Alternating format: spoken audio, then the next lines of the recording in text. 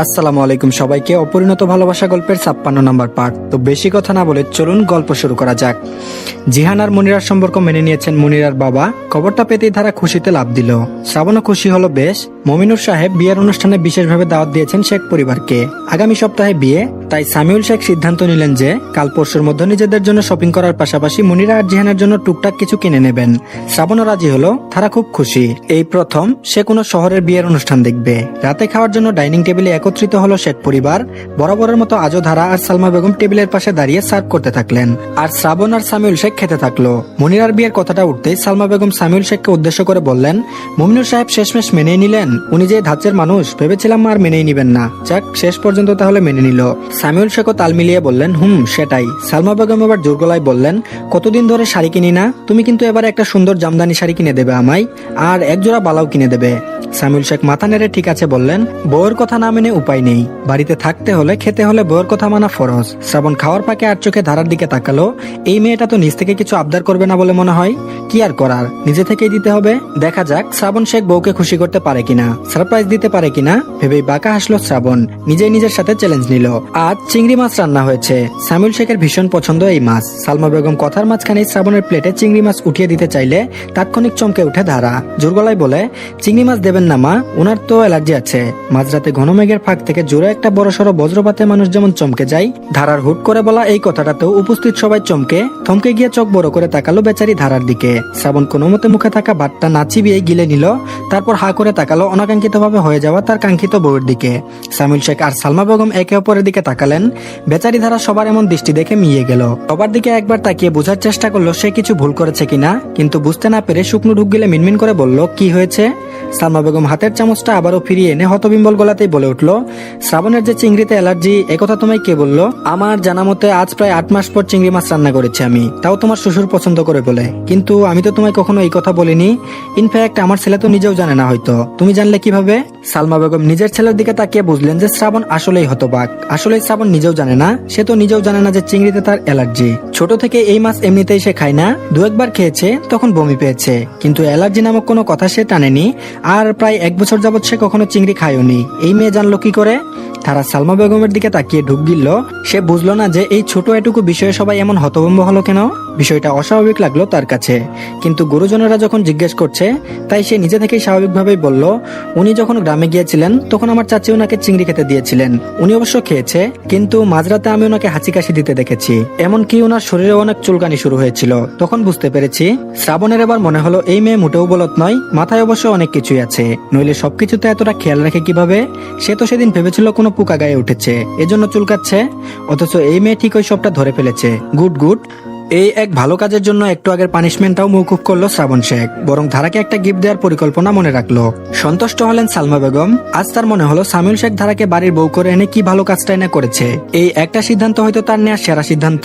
বুকটা ভরে গেল সালমা বেগমের। শাশুড়ি হিসেবে নয়, একজন মা হিসেবে নিজের ছেলের সুন্দর ভবিষ্যৎ আজ করতে পেরে তিনি খুশি হলেন। মনে মনে শুকর আদায় করলেন, কি আশ্চর্য, ছেলের যে চিংড়িতে অ্যালার্জি, বয়সের ভারে তিনি প্রায় ভুলতেই বসেছিলেন। যাক, কেউ তো আছে এখন যিনি কিনা সালমা বেগমের অনুপস্থিতিতেও সবকিছু সামলাবে। সালমা বেগম মত বদলালেন। সামিউল শেখকে উদ্দেশ্য করে মিষ্টি হেসে বললেন, আমার কিছু লাগবে না, তুমি বরং বৌমাকে 2টো শাড়ি আর সুন্দর সুন্দর সালোয়ার কামিজ কিনে দিও। তারার তো মনে হয় না গয়নাটাও নেই। আমারগুলো তো ভীষণ ভারী, বাসায় পড়তে পারবে না, অন্তত ছোট এক জোড়া দুল বানিয়ে দেওয়ার দরকার নিত্যকার ব্যবহারের জন্য। সামিউল শেখ এতক্ষণ মুচকি হেসে মাথা নিচু করে ভাত খাচ্ছিলেন। এবারও তিনি স্ত্রীর কথায় দ্বিমত হলেন। মাথা নেড়ে আগের থেকেও বেশি হাসি দিয়ে বললেন, ঠিক আছে। অথচ বিরক্ত হলো শ্রাবণ। আশ্চর্য, বউ তার, দায়িত্বও তার, তাই শাড়ি দেবে সে, অথচ এই ভদ্রলোক কেন দেওয়ার জন্য রাজি হলো? শ্রাবণ শেখের ভালোই উন্নতি হয়েছে। সে ভীষণ হিংসুটে, অন্তত বউ নিয়ে নো কম্প্রোমাইজ মাইন্ড তার। তাই টেবিলে রাখা পানিটা খেয়ে শ্রাবণ গলা খাকারি দিয়ে সবার মনোযোগ আকর্ষণ করলো। নিজের বাবাকে উদ্দেশ্য করে বলে উঠলো, বাবা তুমি নিজের বউকে শাড়ি টাড়ি যাবতীয় সবকিছু কিনে দাও, আমার বউকে আমিই দেবো। সামিউল শেখ কেবলই নিজের পছন্দের চিংড়ি মাছটা মুখে তুলেছিলেন, একমাত্র ছেলের এমন কথায় ভদ্রলোক আবারও বিষম খেলেন। তড়িঘড়ি করে পানি এগিয়ে দিল ধারা। তারও লজ্জায় কান লাল হয়ে গেছে। শ্বশুর শাশুড়ির স্বামী সবার এক এক রকম কথায় সে এক এক রকম প্রতিক্রিয়া দেখাচ্ছে। সামিউল শেখ ঢকঢক করে পানি খেলেন, হতভম্ব হয়ে ছেলের দিকে তাকিয়ে রইলেন কিছুক্ষণ। তারপর চাপা কণ্ঠে বলে উঠলেন, দিন দিন তোমার কথাবার্তা এমন লাগাম ছাড়া হচ্ছে কেন? ঠুটে তালা ঝুলাও, বাপ হই তোমার, একটু তো লজ্জা করো। আমার বউ তোমার বউ, এসব কেমন কথাবার্তা? শ্রাবণ ভ্রুকুচকে তাকিয়ে রইল, আবারও নির্বিকার হয়ে বলে উঠল, আমি কি বলেছিলাম বিয়ে দাও আমায়? সব দোষ এই বিয়ের। আর আমাকে মোটেও ঘুরিয়ে পেঁচিয়ে নির্লজ্জ বলো না বাবা, আমি যথেষ্ট জেন্টেলম্যান। বিশ্বাস না হলে নিজের বৌমাকে জিজ্ঞেস করে দেখো। নিজের কথা শুনেই চোখ বড় বড় করে তাকালো ধারা। এসব ঝামেলায় সে একদম থাকবে না, তাই ধীরে সুস্থে লুকিয়ে পড়লো সালমা বেগমের পেছনে। সামিউল শেখ হতাশ হলেন, সিদ্ধান্ত নিলেন আর যাই হোক না কেন এই ছেলের সাথে তিনি আর এক টেবিলে খেতে বসবেন না। ছেলেটার মুখে তালা ঝুলানো অত্যন্ত গুরুত্বপূর্ণ, নইলে মুখ ফসকে কখন কি বলে ফেলে তার কোনো গ্যারান্টি নেই। আর এদিকে সাদিক নিজের কথা রেখেছে, সে আসলেই ভোর নাগাদ বাড়ি থেকে বের হয়ে ওই নাপিতটাকে খুঁজে বের করেছে। শুধু তাই নয়, জুতো দিয়ে পেটানোর পাশাপাশি এক চোখ থেতলেও দিয়েছে। বিষয়টা ভয়ানক, তবে সাদিকও প্রতিজ্ঞাবদ্ধ। তার শরীরে যে এত জোর, এত সাহস, এত জোশ তা সে নিজেও এতদিন জানতো না। তার বউ, তার কণিকাকে এই ছেলে কষ্ট দিয়েছে, গায়ে হাত দেওয়ার চেষ্টা করেছে। এগুলো মাথায় আসতে সাদিকের গায়ে জল করে আগুন জ্বলতে থাকলো। তাই নিজেকে সামলাতে না পেরে নাপিতটাকে এমন মার মেরেছে, শেষে সে আধমরা অবস্থায় হসপিটালে ঝুলছে। সূর্য ওঠার ঠিক আগ মুহূর্তে সাদিককে এলোমেলো ধুলো ভরা অবস্থায় ঘরে ঢুকতে দেখে কেবলমাত্র চোখ খুলে তাকালো কণিকা অবাক হয়। মিনমিন করে জিজ্ঞেস করে, কোথায় গেছিলেন? সাদিক রাগী অস্থির অধৈর্য, কিন্তু কণিকার কণ্ঠে তার হৃদয় এক মুহূর্তে শিশিরের টুপটাপ ফুটায় ভেজা পাতার মতো ভিজে গেল। প্রশান্তিতে ভরল বুক। সে এগিয়ে এসে কণিকার এলোমেলো চুলগুলো গুছিয়ে দিতে দিতে বলল, ইবলিশটারে শাস্তি দিয়ে আইছি, হাত ভাঙ্গা দিছি, চুল ছিঁড়া দিছি, চোখ উঠাই ফালাই দিলে তো আমার জেল হইতো, তাই চোখ থেতলে দিয়ে আইছি। খুশি হয়েছে তুমি? সাদিক এমন করে কথাগুলো বলল যেন কণিকা কোনো ছোট বাচ্চা আর সে খেলনা নিয়ে কান্নাকাটি করছে। বিদায় এসব করে আসলো সাদিক, অথচ কণিকা হা হয়ে তাকালো, ভয়ের তো চোখ নিয়ে অবিশ্বাস্য দৃষ্টি ফেললো। কাপা কাপা গলায় বলে উঠলো, আপনি মারামারি করে আইছেন, তাও এই ভোরবেলা? সাদিক মুচকি মুচকি হাসি নিয়ে ঠোঁট বাঁকিয়ে বলল, কেন, তুমি কি মনে করেছো আমি মারপিট করতে পারি না? কথা 100% সত্য। কণিকা আসলেই ভেবেছিল এই সাদাসিধা লোকটা মারপিট করতে পারে না। আরে বাবা, মারপিট তো দূরের কথা, হয়তো উঁচু গলায় কথাও বলতে পারে না, অথচ চোখ থেতলে সে কথাও বলতে পারে না, অথচ চোখ থেতলে দেওয়ার মতো একটা ভয়ানক কাজ করে এসেও লোকটা কি সাবলীলভাবে আবার জানতেও চাইছে কণিকা খুশি কিনা। এক মুহূর্তের জন্য কণিকার ইচ্ছে করলো আবার ঘুমিয়ে যেতে। স্বপ্ন দেখতে পারে, এটা তো স্বপ্নও হতে পারে। সাদিক কণিকার চেহারায় এমন অবিশ্বাস্য অভিব্যক্তি দেখে ফিক করে হেসে ফেলল। কণিকার গাল টিপে দিয়ে বলল, বাচ্চাদের মতো ফেলফেল করে তাকায় আছো কেন? খুশি হও নাই? এখনো কষ্ট হচ্ছে? কণিকার চোখে মিশে থাকা অবিশ্বাস কেটে না যেতেই সাদিক অদূরে কাজ ঝাঁকানির ভঙ্গিতে দাঁড়িয়ে রইল। ধুলো মাটি মিশা চেহারাটা যতটা ক্ষুব্ধ ততটাই একরকমই শান্ত, যেন ঝড় পূর্বে স্নিগ্ধতা ফিরে এসেছে তার মধ্যে। সে আরো একটু এগিয়ে এসে কণিকার কাঁধে হাত রাখলো, হালকা করে চাপ দিয়ে বলল, বললা না তো খুশি হও নাই? কণিকা এবার শিউরকোল ভরা কাঁপুনি আর অবর্ণনীয় অস্থিরতা নিয়ে বলল, আপনি এসব করতে পারলেন?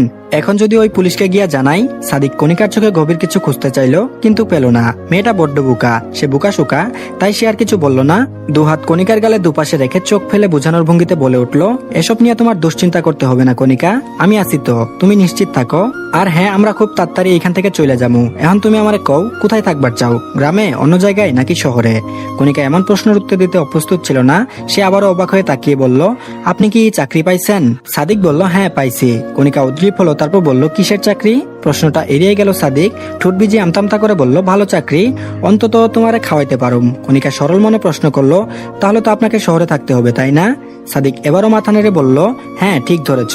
কণিকা অত কিছু ভাবলো না আর, সাদিকের দিকে তাকিয়ে মিনমিন করে আবদার করে বলল, আপনি যেখানে থাকবেন আমি আপনার সাথে সেইখানেই থাকবো। আপনাকে ছাড়া থাকতে ভয় লাগে, আপনি ছাড়া কেউ ভালো না।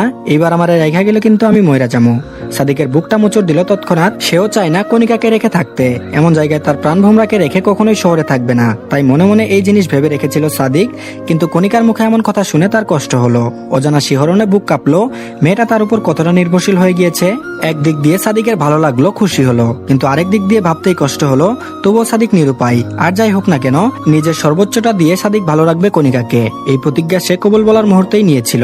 সাদিক বসে পড়লো বিছানায়, কণিকাকে নিজের কাছে টেনে এনে বুকে জড়িয়ে ধরলো। কণিকা মাথায় হাত বুলিয়ে দিয়ে স্নিগ্ধ চুলের উপর শক্ত চুমু খেলো। কণিকা কিছুক্ষণ থমেরে সাদিকের বুকের উপর পড়ে থাকলেও কয়েক সেকেন্ড পর নিচ থেকে সাদিকের শার্ট চেপে ধরলো। বুকের কাছে আরো এগিয়ে গিয়ে চোখ বুঝলো। কি আশ্চর্য, এখন যে আবারও ঘুম পাচ্ছে। তো ধন্যবাদ সবাইকে। পরবর্তী পার্ট নতুন চ্যানেলে আসবে, লিংক কমেন্ট বক্সে দিয়ে দিচ্ছি, সবাই দেখে নিবেন আর সবাই সাবস্ক্রাইব করে দিবেন। আর দুঃখিত পার্টটি ছোট করে দেওয়ার জন্য, নেক্সট পার্ট ইনশাল্লাহ অনেক বড় করে দেব। তো ধন্যবাদ সবাইকে, ভালো থাকবেন সবাই।